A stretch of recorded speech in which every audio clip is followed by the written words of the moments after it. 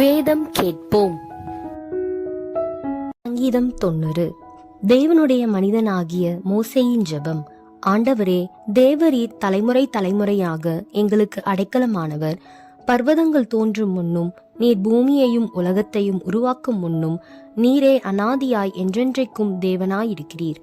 நீர் மனுஷரை நிர்த்துளியாக்கி மனுபுத்திரரே திரும்புங்கள் என்றீர். உமது பார்வைக்கு 1000 வருஷம் நேற்று கழித்த நாள் போலவும் ராஜாமம் போலவும் இருக்கிறது. அவர்களை வெள்ளம் போல் வாரிக்கொண்டு போகிறீர்.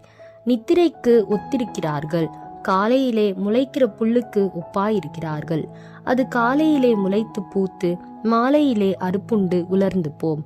நாங்கள் உமது கோபத்தினால் அழிந்து உமது உக்கிரத்தினால் கலங்கி போகிறோம். எங்கள் அக்கிரமங்களை உமக்கு முன்பாகவும் எங்கள் அந்தரங்க பாவங்களை உமது முகத்தின் வெளிச்சத்திலும் நிறுத்தினீர்.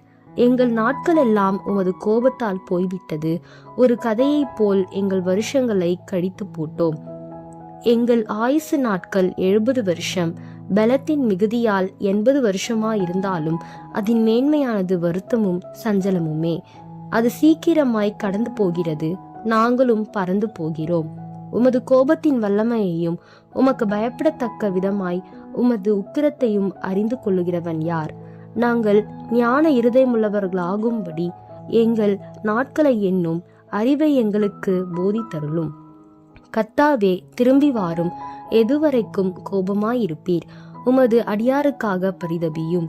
நாங்கள் எங்கள் வாழ்நாளெல்லாம் களிகூர்ந்து மகிழும்படி காலையிலே எங்களை உமது கிருபையால் திருப்தியாக்கும். தேவரீர் எங்களை சிறுமைப்படுத்தின நாட்களுக்கும் நாங்கள் துன்பத்தை கண்ட வருஷங்களுக்கும் சரியாய் எங்களை மகிழ்ச்சியாக்கும்.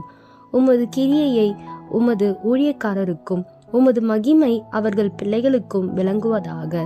எங்கள் தேவனாகிய ஆண்டவரின் பிரியம் எங்கள் மேல் இருப்பதாக.